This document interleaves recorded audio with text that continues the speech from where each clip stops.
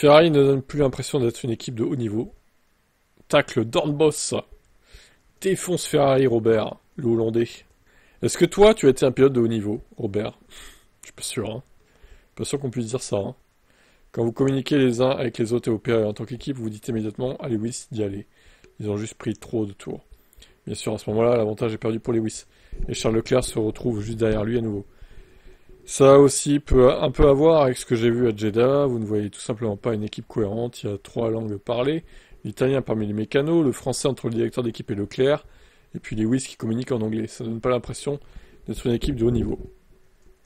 Oh, en même temps, ils vont pas se forcer à parler anglais entre Leclerc et Vasseur alors qu'ils parlent français, quoi. C'est bon, hein, au bout d'un moment. À la suite d'un autre week-end décevant, Leclerc se retrouve maintenant à 40 points derrière George Russell dans le championnat pilote. Chez Red Bull Racing, par exemple, vous voyez tous ces types à l'air vif, avec des têtes rasées, et chez McLaren, ils ont tous l'air en forme aussi. Mais chez Ferrari, vous avez des gens derrière le mur des stands en train de fumer une cigarette. Ah ouais, sérieux? Ça ne ressemble pas du tout à une équipe de haut niveau. Je pense qu'il exagère, là. C'est une image qui... Non, c'est pas possible. Ils fument pas sur la piste. T'exagères un peu, Robert, hein, quand même. Hein. Imaginez les mecs qui, dans la pitlane, ils sont en train de cloper, là. Peut-être pas exagérer, hein, quand même. Hein. Tu vas te calmer, Robert. Hein. Bon, après, il a pas forcément tort que, en ce moment, c'est un peu le bordel chez Ferrari. Ça, on va pas aligner non plus. Donc, bon. En fait, le truc, c'est qu'Hamilton, il a rejoint l'équipe en se basant sur ce qu'il a vu en 2024.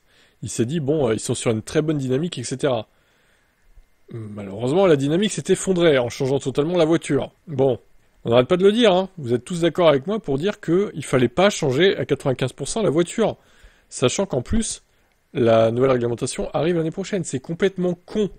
Qui a eu cette idée loufoque? Vasseur. Franchement, si c'est lui qui a eu l'idée, il va falloir s'expliquer, hein, quand même.